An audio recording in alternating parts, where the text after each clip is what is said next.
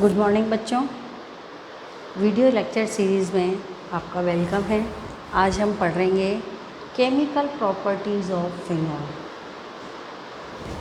Phenol के रासायनिक गुण। अल्कोहल जैसे आर बॉन्ड टूटने वाली रिएक्शन देते थे, आर ओ बॉन्ड, अल्कोहल में हमने पढ़ा था ROH, H बॉन्ड वाली रिएक्शन, एल्किल ग्रुप वाली रिएक्शंस, OH बॉन्ड वाली रिएक्शंस और ऑक्सीजन पर लॉन पेयर की वजह से रिएक्शंस। यहाँ हम डिस्कस करेंगे फिनॉल में। फिनॉल में भी फिनॉल जो होता है 3 टाइप्स की रिएक्शन देता है, 3 तरह की रिएक्शन देता है। फर्स्ट है फिनॉल के OH ग्रुप की वजह से। फिनॉल में OH ग्रुप की वजह से अभिक्रियाएं।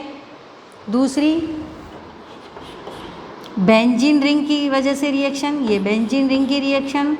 और थर्ड है कंडेंसेशन या संघनन अभिक्रियाएं। संघनन अभिक्रियाएं 3 तरह की रिएक्शंस हम फिनॉल में डिस्कस करेंगे। सबसे पहले हम डिस्कस करेंगे फिनॉल में। फिनॉल का स्ट्रक्चर है, ये आप पढ़ चुके हैं। ये तो पहले OH वाली, फिर बेंजीन रिंग वाली और फिर लास्ट में हम डिस्कस करेंगे संघनन रिएक्शंस। तो सबसे पहले हम डिस्कस करते हैं OH ग्रुप की वजह से होने वाली अभिक्रियाएं। OH ग्रुप के होने वाली जो अभिक्रियाएं हैं वो आपके कौन कौन सी हैं? फर्स्ट है अम्लीय प्रकृति या एसिडिक नेचर, इंग्लिश में एसिडिक नेचर, या एसिडिक नेचर शो करने वाली रिएक्शन जिसमें OH बॉन्ड टूटता है। तो जैसे एसिडिक नेचर में अल्कोहल में किससे रिएक्शन करवाई थी हमने? मेटल से। तो यहाँ पर भी जो एसिडिक रिएक्शन में हम फर्स्ट रिएक्शन कराएंगे किसी से भी मेटल, कोई भी मेटल जैसे सोडियम, पोटेशियम, एल्यूमिनियम, इनसे अगर रिएक्शन कराते हैं तो हाइड्रोजन रिमूव होता है और क्या बनते हैं? एल्कोक्साइड्स। सबसे पहले हम मेटल से रिएक्शंस करवाएंगे।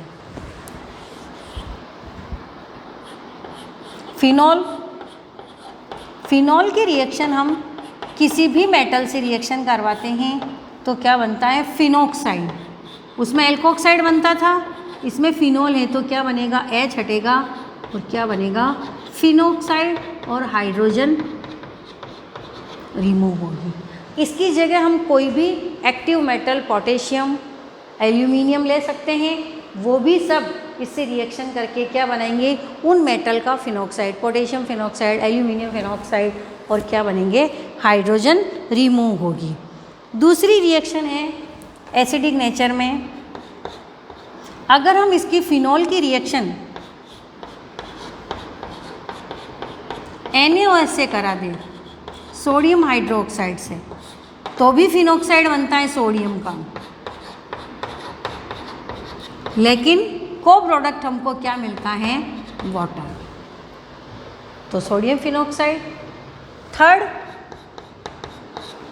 ग्रिग्नार जो रिएजेंट है उससे रिएक्शन करवाते हैं तो भी क्या बनता है? ग्रिग्नार रिएजेंट। फिनॉल से रिएक्शन किससे कराते हैं हम? ग्रिग्नार रिएजेंट से कराते हैं तो एल्केन बनती है ये फिनॉल। इसकी रिएक्शन हम किससे करा दें? ग्रिग्नार रिएजेंट। ग्रिग्नार रिएजेंट में जैसे मैंने लिया मेथिल मैग्नीशियम ब्रोमाइड, जो एल्किल लूँगी उसकी क्या बनेगी? एल्केन बनेगी। तो यहाँ का OH बॉन्ड टूटेगा, H निकलेगा। तो सबसे पहले हम कौन सी रिएक्शन पढ़ रहे हैं? जिसमें OH बॉन्ड टूटते हैं, H रिमूव होती है। देखिए इसमें भी हाइड्रोजन रिमूव हुई, इसमें भी हाइड्रोजन रिमूव हुई और इसमें भी क्या होगा? ये R और ये H, यानी क्या बन जाएगा?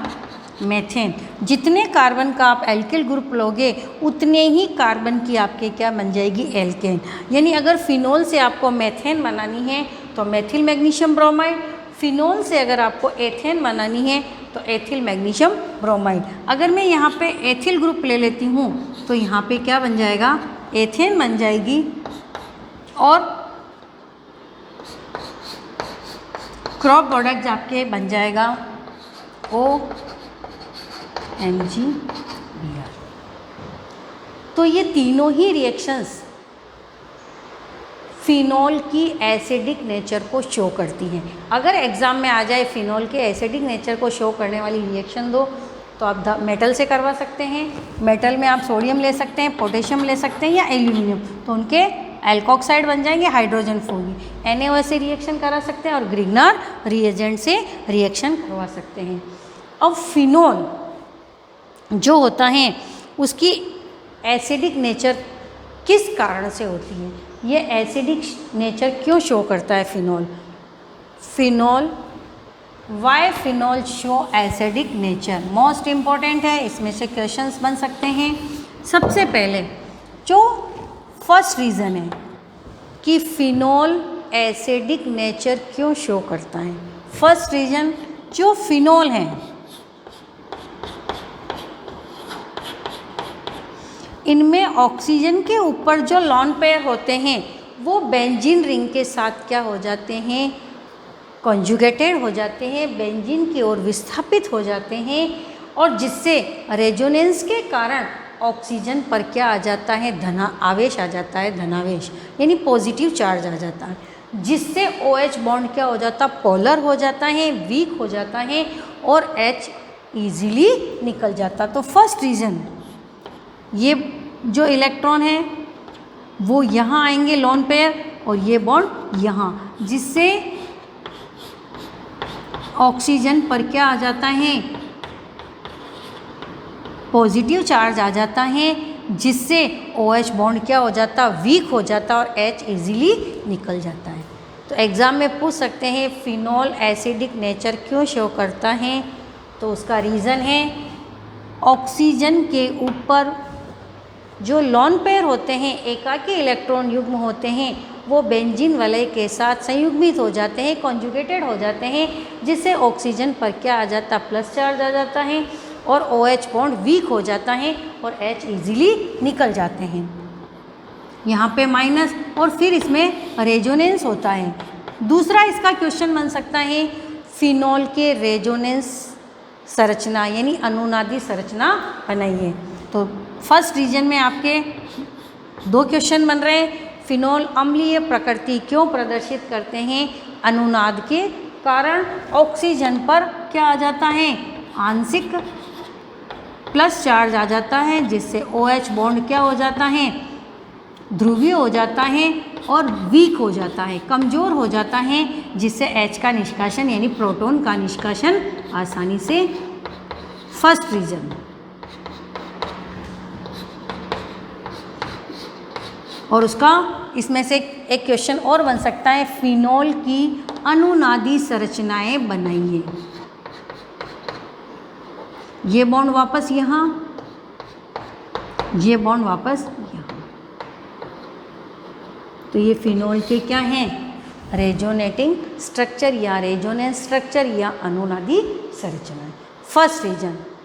सेकेंड इसका जो कारण है, सेकेंड रीजन है ये फर्स्ट रीजन, ऑक्सीजन का लोन पेयर बेंजीन के साथ संयुग्मित हो जाता है, उधर विस्थापित हो जाता है, जिससे ऑक्सीजन पर धनावेश आ जाता है और OH बॉन्ड क्या हो जाता है, वीक हो जाता है। दूसरा रीजन कि फिनॉक्साइड आयन बनने के कारण, ये मैं रहने दे रही हूँ समझाने के लिए। अगर फिनॉल, ये देखिए ये फिनॉल में से H निकल जाए, H प्लस प्रोटॉन निकल जाए, तो बनने वाला आयन क्या बनता है, फिनॉक्साइड आयन, फिनॉक्साइड आयन। और फिनॉक्साइड आयन फिनॉल से ज़्यादा स्टेबल होता है। क्यों? क्योंकि H निकलने के बाद जो होता है, पूरे ही जितने भी रेजोनेटिंग स्ट्रक्चर बनते हैं उसमें केवल माइनस चार्ज का ही क्या होता है, विस्थानीकरण होता है, यानी पूरा माइनस चार्ज ही पूरी बेंजीन रिंग पर क्या है, एक दूसरे पे ऑर्थो पैरा पोजीशन पर जाता है। जबकि यहाँ पे आवेश का क्या हो रहा है, चार्ज का सेपरेशन होता है। यहाँ पर प्लस है और यहाँ पे माइनस है। यहाँ पर फिनोक्साइड में चार्ज का सेपरेशन नहीं होता है, केवल माइनस चार्ज ही। ये फिनोक्साइड है तो फिनोक्साइड का ये माइनस यहाँ जाएगा और यहाँ पे ऑक्सीजन पे क्या आ जाएगा, यहाँ पे कोई चार्ज नहीं रहेगा और क्या बनेगा, फिनोक्साइड की रेजोनेटिंग संरचना बनेगी। बस अब इसमें ये यहाँ आ जाएगा ऑर्थो पे, प्लस नहीं आएगा।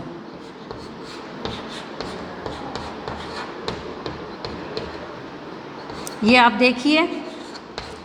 तो दूसरा रीज़न, फिनोल एसिडिक नेचर क्यों शो करता है। फर्स्ट, फिनोल के OH पोजीशन पर क्या है, ऑक्सीजन।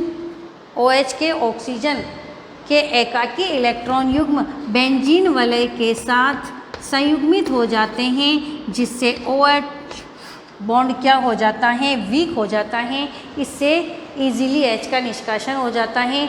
दूसरा रीज़न है, फिनोक्साइड आयन बनने के कारण जो फिनोक्साइड आयन होता है वो फिनोल से क्या होता है, ज़्यादा स्टेबल होता है H निकलने के बाद, इसीलिए भी ये अम्लीय प्रकृति प्रदर्शित करते हैं।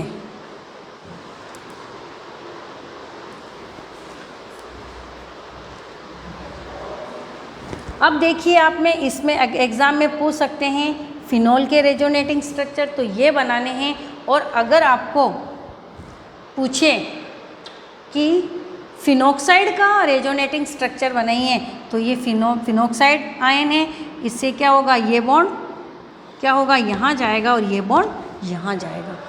तो दो कारण मैंने बताए अभी आपको, फिनोल और फिनोक्साइड बनने के कारण फिनोल क्या शो करते हैं, अम्लीय प्रकृति शो करते हैं। इसका तीसरा रीजन है, जो फिनोल है, तीसरा इसका रीजन, ये फिनोल है।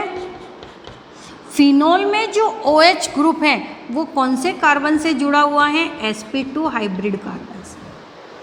तीसरा reason, phenol acidic nature show क्यों करता है, फिनोल से जुड़ा हुआ OH जिस कार्बन से जुड़ा रहता है वो कार्बन क्या होता है, sp2 हाइब्रिड होता है। और sp2 हाइब्रिड होने के कारण इसकी विद्युत ऋणता क्या हो जाती है, ज़्यादा हो जाती है। और ये अपनी ओर इलेक्ट्रॉन को क्या करता है, खींचता है। ये कार्बन अपनी ओर इलेक्ट्रॉन को खींचता है, जिससे OH बॉन्ड क्या हो जाता है, वीक हो जाता है और प्रोटॉन का निष्कासन ईजीली हो जाता है। तो ये तीन रीज़न हैं अम्लीय प्रकृति को प्रदर्शित करने वाले। जैसे ही H निकलता है,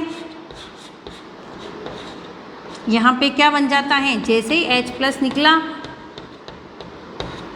ये क्या बन गया, फिनोक्साइड। और फिनोक्साइड में क्या हो जाता है, अनुनाद। तो एग्ज़ाम में अगर आपके पूछ ले फिनोल की अम्लीय प्रकृति प्रदर्शित करने वाली कोई अभिक्रिया दीजिए, तो सोडियम के साथ, NaOH के साथ या ग्रिग्नार रिएजेंट के साथ दे सकते हैं।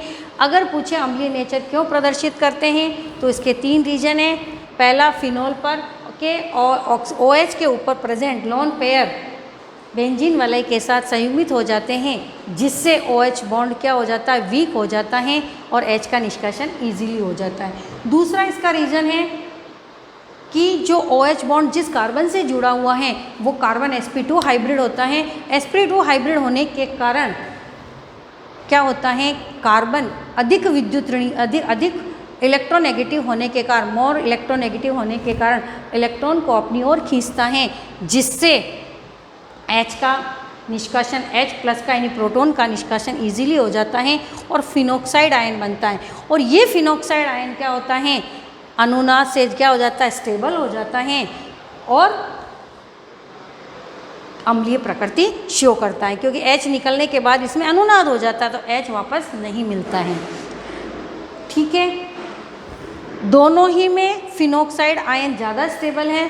क्यों, क्योंकि इसमें चार्ज का सेपरेशन हो रहा है और इसमें चार्ज का सेपरेशन नहीं हो रहा है। तो ये आपके फिनोल की एसिडिक नेचर शो करने वाली रिएक्शन। थैंक यू बच्चों।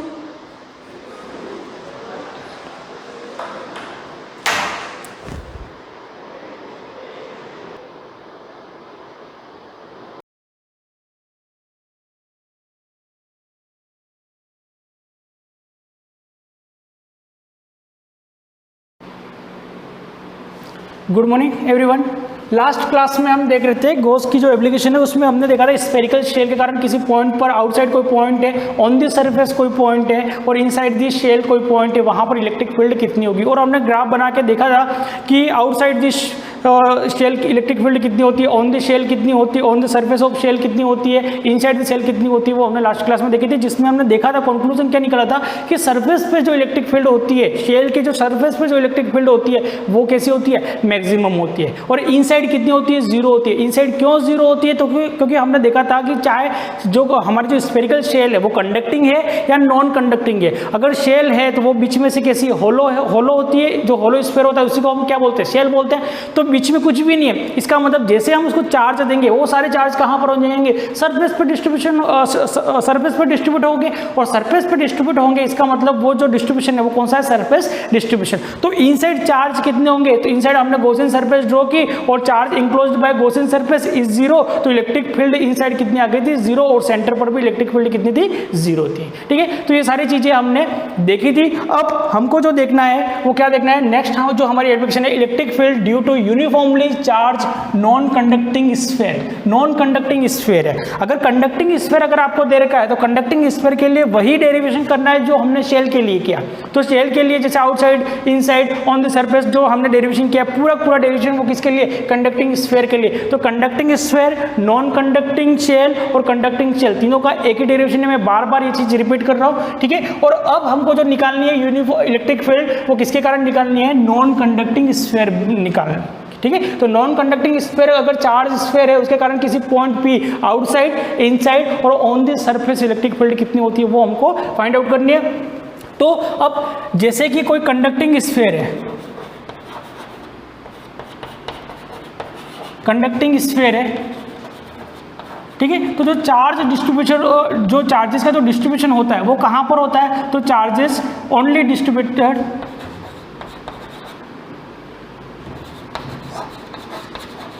ठीक है, जो चार्जेस होते हैं वो कहाँ पर होते हैं, ओनली सरफेस पर होते हैं। कहाँ पर होते हैं, ओनली सरफेस पर। अगर कंडक्टिंग स्फीयर को अगर हम चार्ज देंगे तो चार्ज हमेशा कहाँ पर मिलेंगे, हमें ओनली सरफेस पर मिलेंगे। ठीक है, कहाँ पर मिलेंगे, सरफेस पर अगर नॉन कंडक्टिंग स्फीयर है हमारा, कैसा स्फीयर है, नॉन कंडक्टिंग,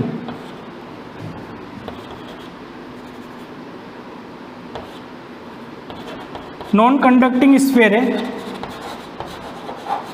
तो जो चार्ज होंगे वो पूरे वॉल्यूम पे डिस्ट्रीब्यूशन होंगे। कहाँ पर, वॉल्यूम। ठीक है, पूरे वॉल्यूम पर डिस्ट्रीब्यूशन होंगे, यानी सरफेस पर भी होंगे और पूरे वॉल्यूम में भी उसका डिस्ट्रीब्यूशन चार्जेस का होगा। ठीक है, ये दो चीज़ें आपको ध्यान में रखनी है। अब हमको निकालना है electric field due to uniformly charge non conducting sphere. ठीक है, तो ये हमारा एक स्फीयर है,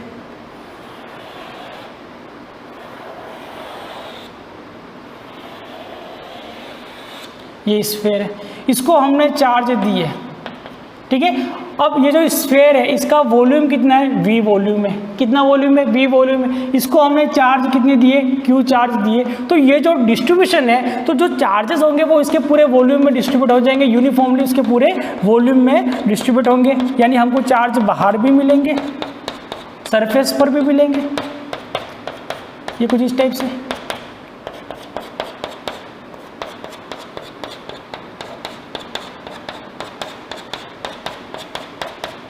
ये ठीक है, तो चार्जेस जो डिस्ट्रीब्यूशन हुए वो पूरे वॉल्यूम में डिस्ट्रीब्यूशन हुए। अब इसका वॉल्यूम कितना है, तो यहाँ पर जो डिस्ट्रीब्यूशन है, ये जो डिस्ट्रीब्यूशन हुआ वो कौन सा डिस्ट्रीब्यूशन है, तो हमने पढ़ा था वॉल्यूमेट्रिक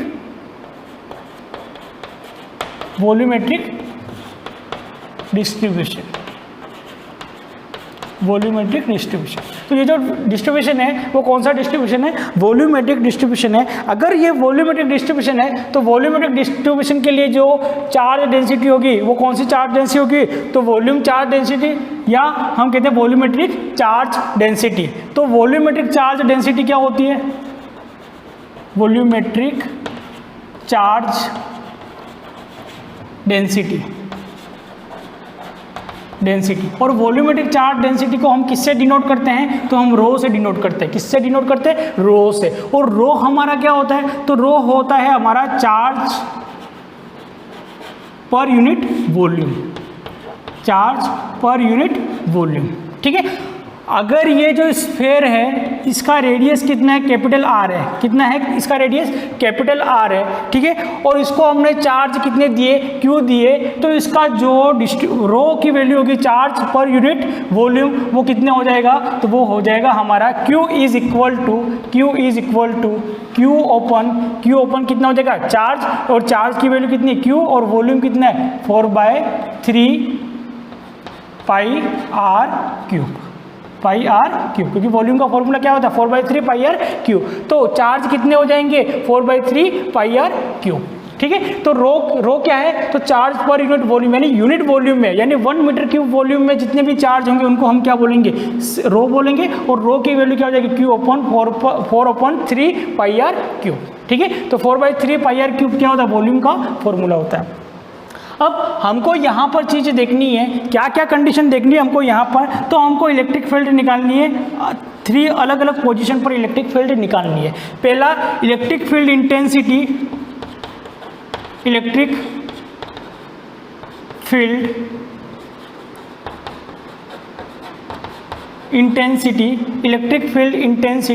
और वो इलेक्ट्रिक फील्ड इंटेंसिटी कहाँ पर, तो एट पॉइंट P, और पॉइंट P कहाँ है, तो पॉइंट P है outside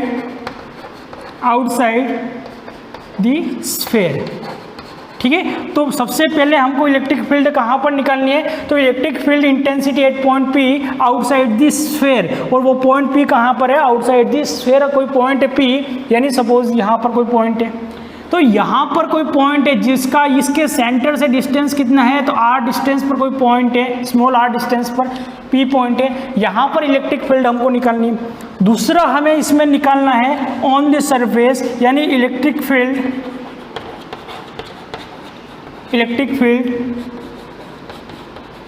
intensity at point P, ठीक है, और ये पॉइंट P कहाँ है, on the surface of sphere, कहाँ पर है, सरफेस ऑफ स्फीयर, ठीक है। और जो लास्ट कंडीशन है, थर्ड कंडीशन, अब इतना बड़ा पूरा लिखेंगे नहीं, शॉर्ट में लिख रहे हैं, और वो क्या है, तो एट पॉइंट P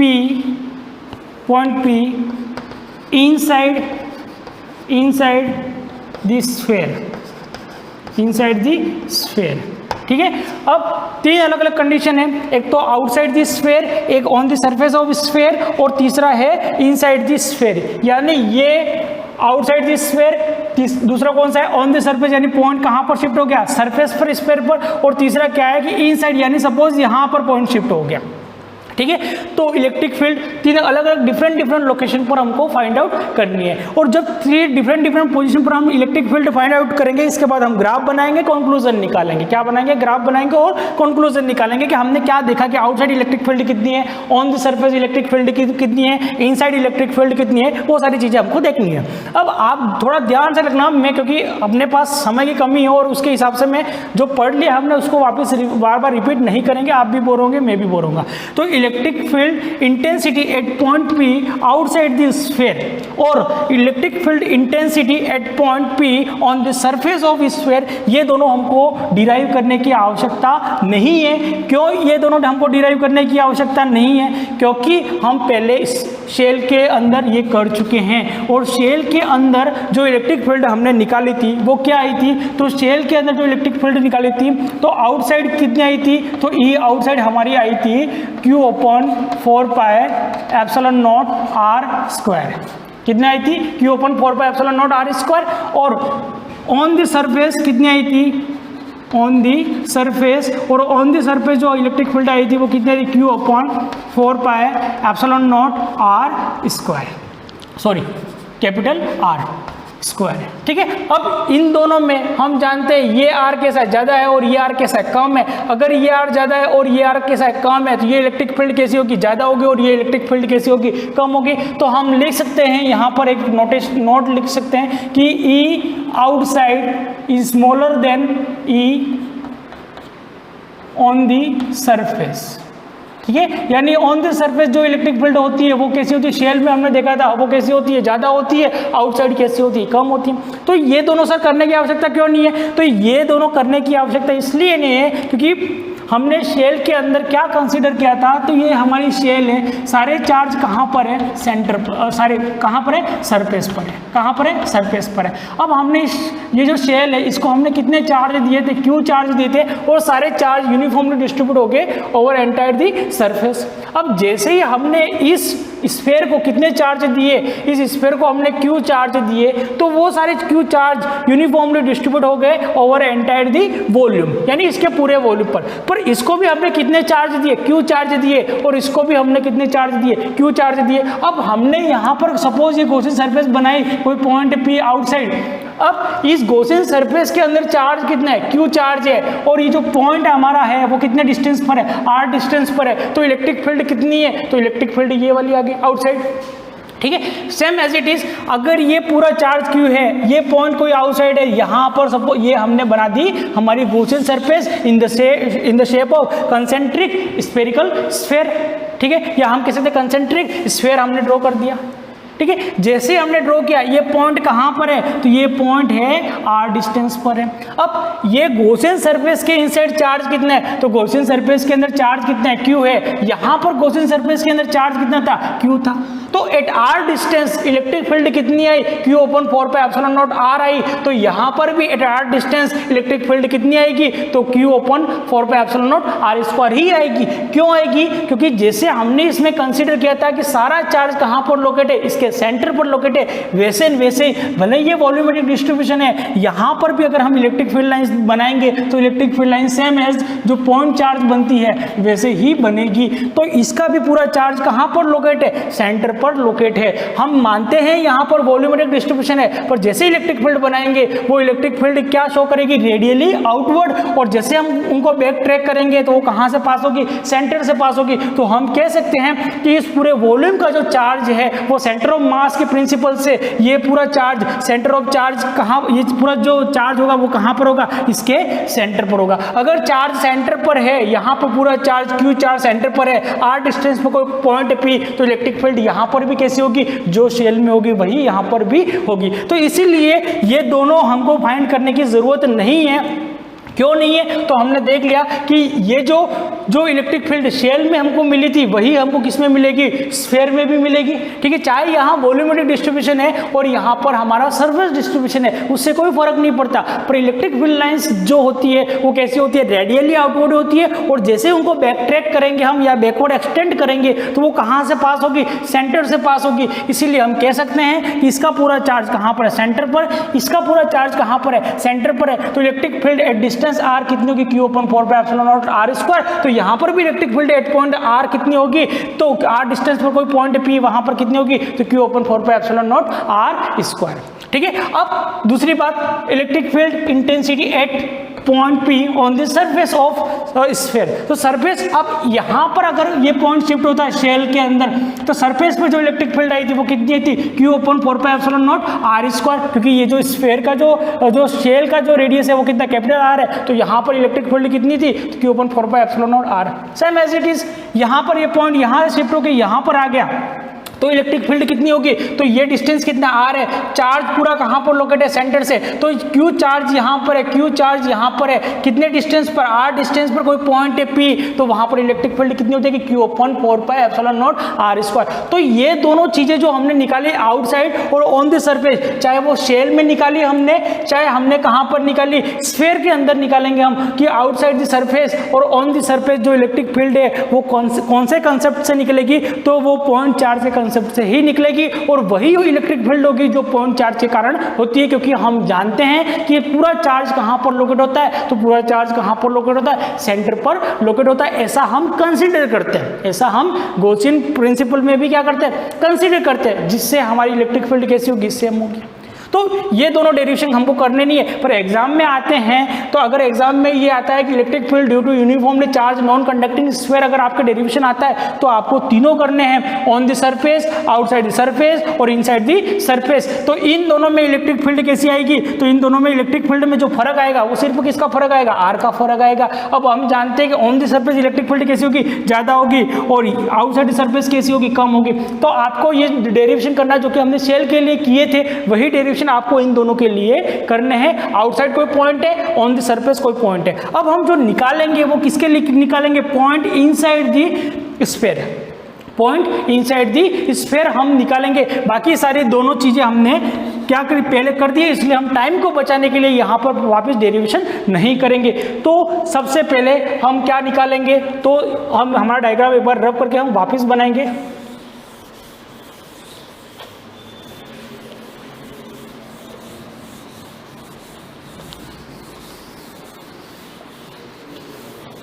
ठीक है, तो दो में नहीं निकाल रहा हूं क्योंकि हमने शेल में निकाल चुके, ऐसा नहीं होना चाहिए सर ने नहीं करवाया। अगर आपको लगता है मैं वापस करूं, ठीक है, मैं कर दूंगा, उसमें कोई दिक्कत नहीं है, पर हम पहले कर चुके शेल के अंदर, आउटसाइड और on the surface same as इसके लिए होंगे इसके अंदर। ठीक है, तो हम लिख लेंगे पहले हमारा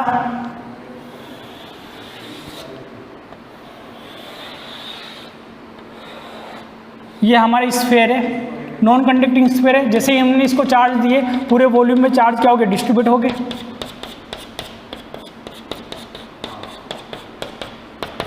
और बाहर सरफेस पर भी चार्ज कहीं कहीं हमको दिखने मिलते हैं, ये ठीक है। अब सबसे पहली कंडीशन आउटसाइड, आउटसाइड तो आउटसाइड क्या आएगा, same as that of shell. ठीक है, जो शेल में हमने किया था। ठीक है, इनसाइड, इनसाइड सॉरी इनसाइड नहीं,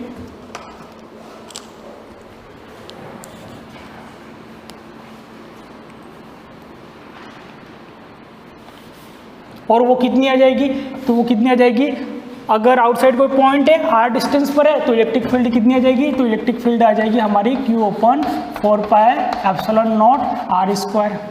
ठीक है, on the surface, on the surface, ठीक है, सेम एज इट इज, यही लाइन लिखनी है हमको। और इलेक्ट्रिक फील्ड कितनी हो जाएगी, तो इलेक्ट्रिक फील्ड हो जाएगी Q ओपन 4πε0 और सरफेस पर है तो ये सेंटर है, और सेंटर से ये डिस्टेंस कितना, रेडियस कितनी है, आर है, तो यहाँ पर कितनी हो जाएगी, आर स्क्वायर। ठीक है, क्लियर। अब हमको निकालना है third, find intensity,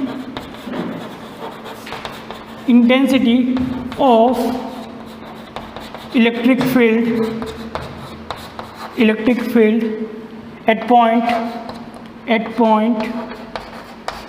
P, at point P inside this sphere, inside this sphere। ठीक है, स्फीयर के इनसाइड कोई पॉइंट है और वो पॉइंट कहाँ पर है, सपोज ये पॉइंट हमारा यहाँ पर है और ये पॉइंट इस सेंटर से कितने डिस्टेंस पर है, तो ये सेंटर से r डिस्टेंस पर है। ठीक है, तो सेंटर से r डिस्टेंस पर कोई पॉइंट है P और यहाँ पर हमको इलेक्ट्रिक फील्ड निकालनी है। तो सबसे फर्स्ट स्टेप हमारी क्या होगी, वही 4 स्टेप को कंसीडर फॉलो करना है। कंसीडर गॉसियन सरफेस,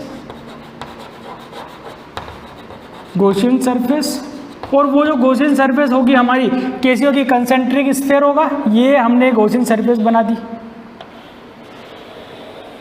ये गॉसियन सरफेस। अगर नहीं दिख रहा है तो अपन कलर चेंज कर देते हैं। ये हमारी क्या आ गई, गॉसियन सरफेस। पॉइंट कहाँ पर है, तो गॉसियन सरफेस के ऊपर है। कितने डिस्टेंस पर है, तो सेंटर से r डिस्टेंस पर है। कितने डिस्टेंस पर है, r डिस्टेंस पर है। ठीक है, ये इस स्फीयर की रेडियस है r। ठीक है, अब ये निकल रही है इलेक्ट्रिक फील्ड और ये कितने डिस्टेंस पर है, r डिस्टेंस पर कोई पॉइंट है P। ये गॉसियन सरफेस होगी हमारी। ठीक है, तो हमने लिख दिया ये हमारा क्या है, चार्ज स्फीयर है, स्फीयर है, और ये जो है हमारी वो क्या है, गॉसियन सरफेस। गॉसियन सरफेस, ठीक है। तो गॉसियन सरफेस, और वो गॉसियन सरफेस क्या है, तो हमारा है कंसेंट्रिक स्फीयर, ठीक है। और जिसका रेडियस कितना है, तो जिसका रेडियस, स्फीयर का रेडियस कितना है, जो गॉसियन सरफेस है हमारी, उसका जो रेडियस है वो कैसा है, स्मॉल r उसका रेडियस है, ठीक है। अब स्मॉल r उसका रेडियस है, तो अब जो हमारा जो चार्ज स्फीयर था उसको हमने चार्ज कितने दिए, q चार्ज दिए, कितने चार्ज दिए हमने, q चार्ज दिए। अब पूरे स्फीयर को हमने q चार्ज दिए, पर गॉसियन सरफेस के अंदर हमारे चार्ज कितने हैं, तो गॉसियन सरफेस के अंदर चार्ज हमको निकालने पड़ेंगे। पर हम इतना जरूर जानते हैं कि इसको पूरे को q चार्ज दिए हैं, और ये जो डिस्ट्रीब्यूशन है ये कौन सा डिस्ट्रीब्यूशन है, वॉल्यूमेट्रिक डिस्ट्रीब्यूशन है। तो इससे आगे जो हमको फर्स्ट स्टेप हमने कर देंगे, कंसीडर गॉसियन सरफेस, और उसका शेप कैसा है, कंसेंट्रिक स्फीयर है, इसका रेडियस कितना है, r है। नेक्स्ट स्टेप में हमको क्या करना है, क्लोज इंटीग्रल रेडियस फाइंड करना है। इसके बाद charge inside the Gaussian surface, क्योंकि पूरे सरफेस के अंदर स्फीयर के अंदर चार्ज कितने हैं, तो q चार्ज है। पर ये जो गॉसियन सरफेस है हमारा, ये जो स्फीयर है छोटा वाला, इसके अंदर चार्ज कितने, वो हमको कैलकुलेट करना है। और इसके बाद हम गॉस थ्योरम लगा के इलेक्ट्रिक फील्ड इनसाइड दी कोई पॉइंट है P, वहां पर हम निकाल लेंगे, जो कि हम नेक्स्ट क्लास में करेंगे। थैंक यू, धन्यवाद।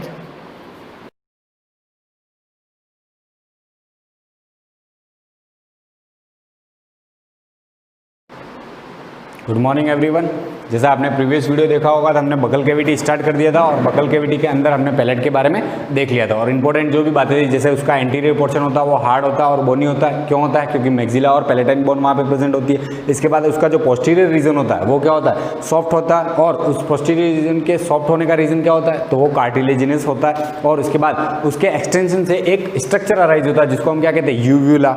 और वो मोस्ट इंपॉर्टेंट होता है आपके अंदर। आप मुंह खोल के देखोगे तो आपके बीच में माउथ के अंदर ही क्या होता है, वो लटका हुआ रहता है, यानी बकल कैविटी का ही पार्ट होता है। वो भी यूविला जो होता है वो क्या करता है कि जब भी आप खाना स्वेल करते हो, मतलब आप जब खाने को निगलते हो, तो वो क्या करता है, नेजल चेंबर को क्लोज कर देता है, ताकि वहां से कोई एयर पैसेज मतलब एयर पास ना हो और वो आपका खाना आपके विंड पाइप के अंदर ना जाए। इसलिए वो क्या करता है, उस नेजल चैम्बर को क्लोज करने का काम करता है। मोस्ट इंपॉर्टेंट पार्ट हो जाता है ये भी। इसके बाद इसके ऊपर पैलेटाइन रजेस प्रेजेंट होती है। पैलेटाइन रजेस क्या होती है, मैंने बताया था, जो लाइनिंग प्रेजेंट होती है एंटीरियर पोर्शन में पैलेट के ऊपर, उसको हम क्या कहते हैं, पैलेटाइन रजेस कहते हैं। जो आप खाना खाते हो तब आपको क्या करती है, ग्रिप प्रोवाइड करने का काम करती है। ग्रिप क्यों प्रोवाइड करती है, ताकि आप खाने को इजीली मूव करवा सको और उसको इजीली चॉप भी कर सको, इसलिए, और उसके अंदर सलाइवा मिक्स हो सके इजीली, इसलिए वो क्या करती है, ग्रिप प्रोवाइड करने का काम करती है। और मोस्टली डेवलप होती है किनके अंदर, कार्निवोर्स के अंदर, क्योंकि वो क्या खाते हैं, तो वो मीट वगैरह ईट करते हैं, इसलिए। इसके बाद आ जाएगा आपका सेकंड पार्ट, यानी बकल कैविटी का जो सेकंड पार्ट हम जो पढ़ने वाले वो है आपका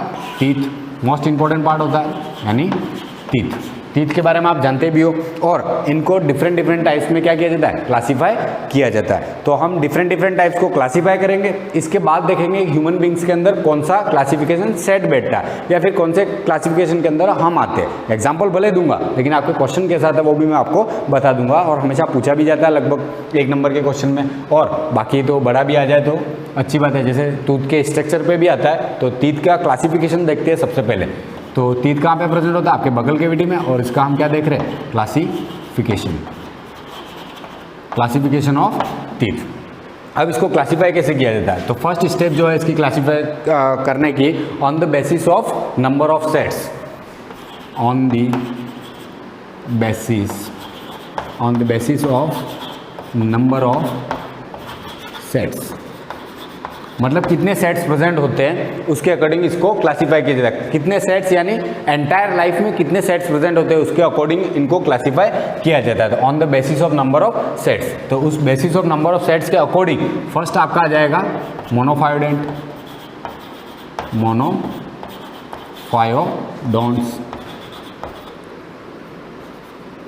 अब ये मोनोफायोडेंट्स क्या होता है, तो एंटायर लाइफ में एक ही सेट्स डेवलप होता है। इनके क्या होता है, एंटायर लाइफ में एक ही सेट्स डेवलप होता है। सेकंड जब बताऊंगा आपको समझ में आ जाएगा कहना क्या चाह रहा हूं। तो on the basis of number of sets, तो मोनोफायोडेंट्स का मतलब क्या होगा, इन entire life only one sets is present, in entire life only one sets in entire life only one sets, मतलब पूरी लाइफ के अंदर सिर्फ एक ही सेट्स प्रेजेंट होता है, आपको ये ध्यान रखना है। इसलिए इसको हम क्या कहते हैं, मोनोफाइडेंट्स। मतलब वो दांत या फिर अपन यूँ कह सकते हैं जो तीत है वो अगर गिर गए तो फिर दूसरे आने वाले नहीं है। तो एंटायर लाइफ में कितने होंगे, ओनली वन सेट्स होंगे। तो एग्जाम्पल अगर अपन को लेना है तो वहाँ पर हो जाएगा एक तो वेल, इसको क्या पढ़ रहे हैं, तो ये भी इंपॉर्टेंट है। भले हमारे अंदर वेल के बारे में हम नहीं पढ़ने वाले, लेकिन आपके लिए इंपॉर्टेंट हो जाता है। एक तो वेल हो गया, और कुछ लोअर ऑर्गेनिज्म है जैसे प्रोथीरियन, कुछ ही एग्जांपल लिखवा रहा हूँ जो आपके काम के थे, प्रोथीरियन और वेल, जिनके अंदर नंबर ऑफ सेट्स की बात करें तो क्या होता है, मोनोफाइडेंट, मतलब एंटायर लाइफ में एक ही सेट्स आता है टीथ का। इसके बाद सेकंड जो कैटेगरी आ जाती है उसको कहते हैं डायफायोडेंट, डायफायोडोंट्स।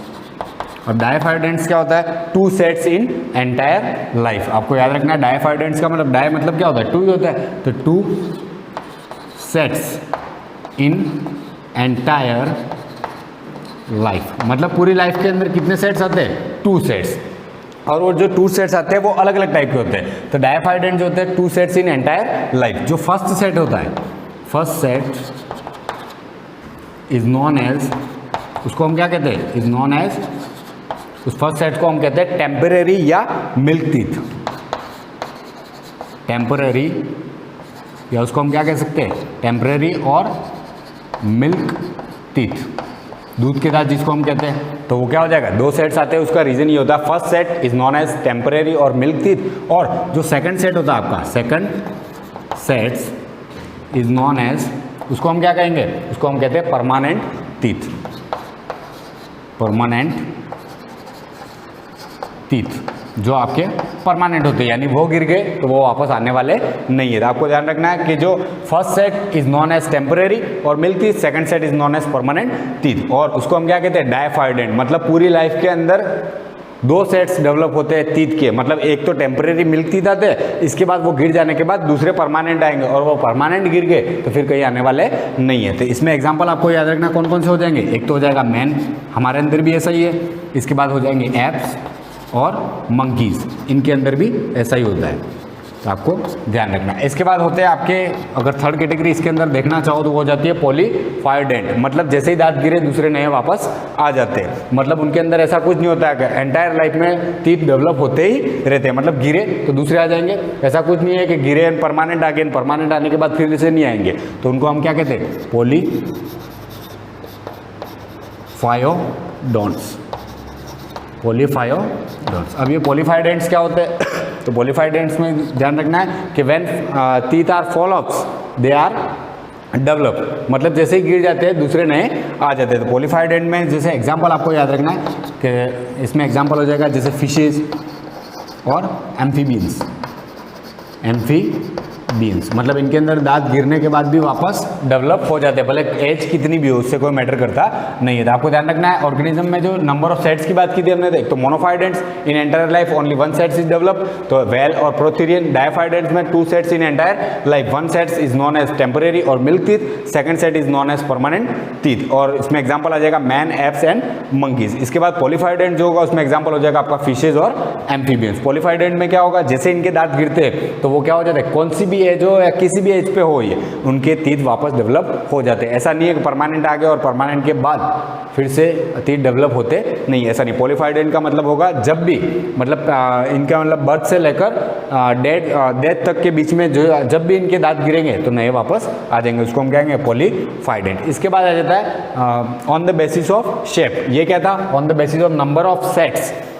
इसके बाद हम जो दूसरा क्लासिफिकेशन लेंगे वो सेकंड क्लासिफिकेशन आ जाएगा आपका, सेकंड क्लासिफिकेशन यहीं पे ले लेते हैं, on the basis of shapes या shape of teeth, on the basis of shape, according to shape कितने टाइप के होते हैं आपके टीथ, उसकी बात करेंगे हम।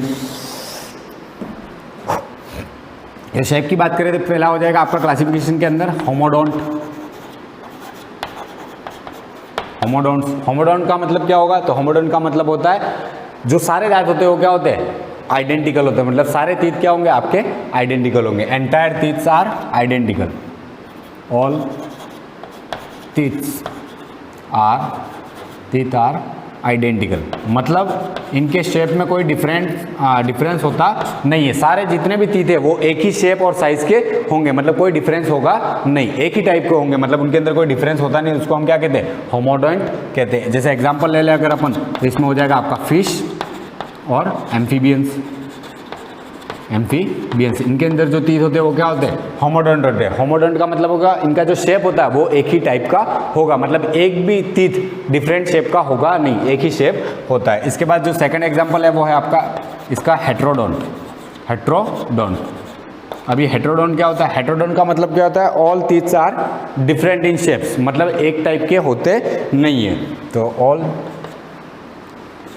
तीथ शेप आर डिफरेंट, मतलब इनका जो तीत का शेप होता है सभी तीत का वो क्या होता है? डिफरेंट होता है। और डिफरेंट होता है यानी एग्जांपल यहाँ पे ले लेते तो हम हो जाएगा मैन।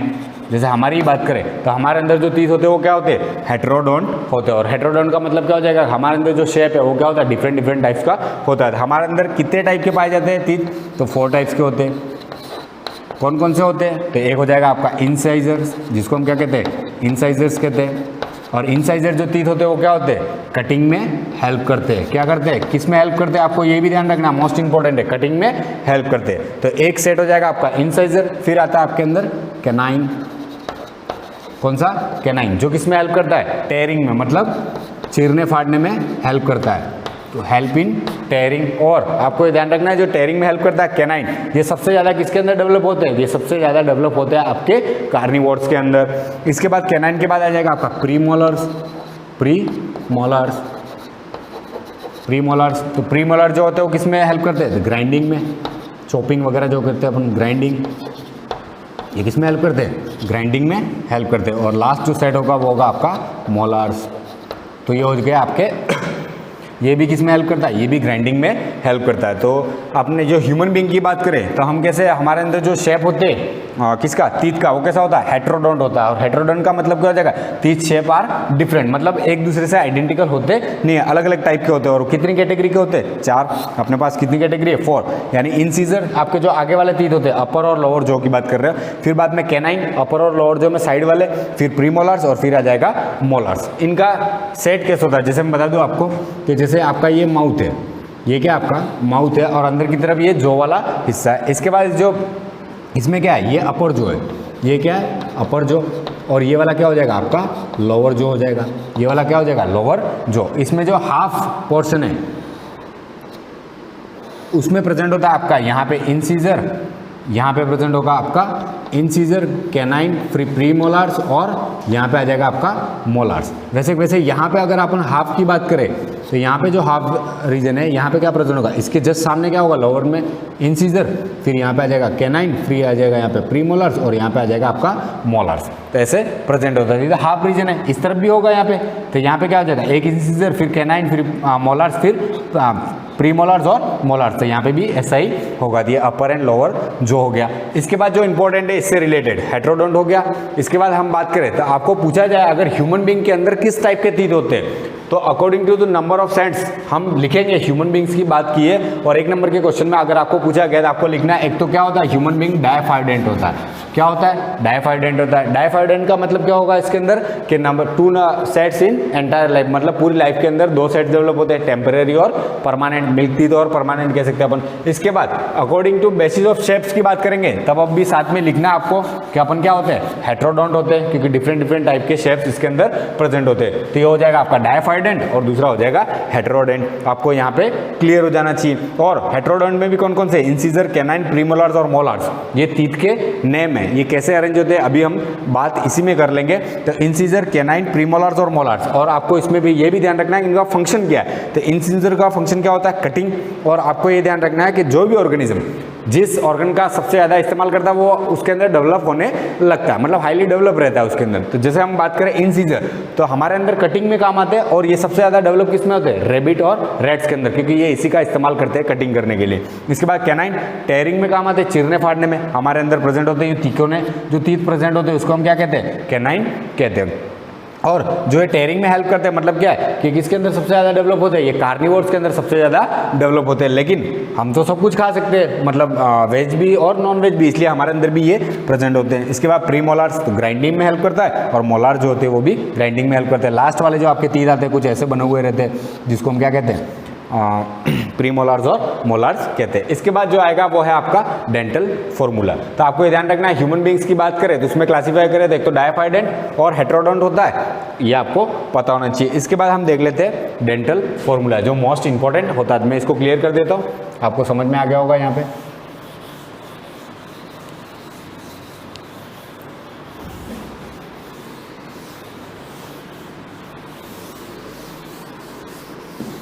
तो नेक्स्ट आ जाएगा आपका डेंटल फॉर्मूला, जो मोस्ट इंपॉर्टेंट है और हर बार लगभग एग्जाम में पूछा ही जाता है। सॉरी, तो हम बात कर रहे थे हेटेरोडोंट में, फिर बाद में आ जाएगा आपका डेंटल फॉर्मूला। ये हमेशा पूछा ही जाता है आपको। तो डेंटल फॉर्मूला की बात कर रहे हैं तो हम यहाँ पे ध्यान रखना आपको, आप होते हो हेटेरोडोंट और दूसरे क्या होते हो, डायफाइडेंट। मतलब आपका क्या हो जाएगा, फर्स्ट सेट का डेंटल फॉर्मूला क्या होगा, या फिर फर्स्ट सेट, या जिसको हम क्या कह सकते हैं, मिल्क टीथ, या फिर हम कह सकते हैं इसको टेम्पररी टीथ। इसका डेंटल फॉर्मूला क्या होता है, पहले ये पता होना चाहिए। डेंटल फॉर्मूला लिखते कैसे, आपको ध्यान रखना है। इसको लिखेंगे 2102, इसको क्या लिखेंगे, 2102 अपॉन 2102। अब ये अपॉन क्या है, तो ये जो हाफ वाला ऊपर वाला रीजन है इसको हम क्या कहेंगे, ये है आपका अपर जो। क्या है, अपर जो, मतलब आपके जो ऊपर वाले दांत है उसका फॉर्मूला हो गया, और ये क्या हो जाएगा, नीचे वाले दांत का फॉर्मूला हो जाएगा, मतलब लोअर जो। लोअर जो नीचे वाला जबड़ा हो जाएगा आपके लोअर जो। अब ये जो है ये हाफ पोर्शन है, मैंने जैसे आपको बताया था यहाँ पे कि हमने देखा था यहाँ पे कि आपका अपर जो, ये आपका अपर जो और ये लोअर जो, और इसमें ये वाला हाफ रीजन और ये वाला भी क्या है, हाफ वाला पोर्शन है। और उसमें हमने अरेंजमेंट देख लिया था, इंसीजर कैनाइन प्रीमोलार्स और मोलार्स। जैसे फिर से बताता हूँ, इंसीजर कैनाइन प्रीमोलार्स और मोलार्स, ऐसे होता है अरेंजमेंट। और ये हाफ वाला रीजन यहाँ पे रह जाता है, यहाँ पे भी हाफ हो गया और यहाँ पे भी हाफ वाला रीजन रह गया। तो ये सिर्फ हाफ की बात कर रहे हैं, अपर हाफ और लोअर हाफ। तो इसमें हाफ हो रहा है तो इसको हम क्या कर देंगे, 2 से मल्टीप्लाई कर देंगे ताकि उसका कैलकुलेशन टोटल आ जाए। 2 से मल्टीप्लाई क्यों किया, उसका रीजन ये अपर और लोअर हाफ हो गया, और ये क्या हाफ हाफ रीजन है इसलिए। तो ये अपर जो हो गया, ये लोअर जो हो गया। अब 2 से मल्टीप्लाई करेंगे तो हम देख लेते हैं, जैसे 2 1 कितना हुआ 3 एंड 2 5, ये तो 0 है तो 5 हो गया। 5 मल्टीप्लाई बाई 2 कितना हो जाएगा 10। तो अपर जो में कितने मतलब आपके टीथ होते हैं, जब आप बात करोगे फर्स्ट सेट या मिल्क टीथ या टेम्पररी टीथ, मिल्क टीथ में कितने होते हैं 10 होते हैं, और आपके लोअर जो में कितने हो जाएंगे 2 एंड 3, 3 एंड 2 5। ये 0 इसको ऐड करना नहीं है, ऐड भी करोगे तो कुछ आएगा नहीं, वैसे आप जानते हो 2 एंड 2 4 एंड 5 मल्टीप्लाई बाय 2 तो कितना हो जाएगा, ये भी 10 हो जाएगा। तो लोअर आपके जो अपर जो है उसमें कितने होते हैं 10 कैसे होंगे, 5 यहाँ पे, 5 फिर से यहाँ पे आ जाएंगे आपके, और यहाँ पे भी क्या होगा, लोअर जो में भी 10 ही है तो 5 यहाँ पे और 5 इस तरफ, तो हो जाएंगे 10। यानी टोटल कितने मिल्क टीथ होते हैं आपको पूछे तो 20, क्योंकि 10 बाय 10 कैंसिल आउट नहीं कर देना। आपको ध्यान रखना है क्या होता है, अपर जो में 10 है और लोअर जो, मतलब ऊपर के जबड़े में आपके कितने होते हैं 10 दांत, और नीचे के जबड़े में भी कितने होते हैं 10, और 10 और 10 मिला के कितने हो जाएंगे 20। आपको ध्यान रखना है कि मिल्क टीथ के नंबर कितने होते हैं 20 होते हैं। डेंटल फॉर्मूला क्या होता है 2102 अपॉन 2102 मल्टीप्लाई बाय 2, तो क्या आ जाएगा 10 अपॉन 10। इसके बाद जो आपका आता है सेकंड सेट का फॉर्मूला, जिसको हम क्या कहते हैं सेकंड सेट, या फिर उसको हम क्या कह सकते हैं परमानेंट टीथ, जिसको हम क्या कहेंगे परमानेंट टीथ कहेंगे। अब ये जो सेकंड सेट है या परमानेंट टीथ है, इसका फॉर्मूला क्या होता है, मोस्ट इंपोर्टेंट ये होता है, और मिल्क टीथ वाला भी होता है, कभी कभी ये भी पूछ लिया जाता है, इसलिए आपको दोनों ध्यान रखने। इसका जो फॉर्मूला हो जाएगा वो हो जाएगा 2123 अपॉन 2123। ये भी वैसे ही है, अपर जो एंड यहाँ पे लिख दे दो अपर जो एंड लोअर जो।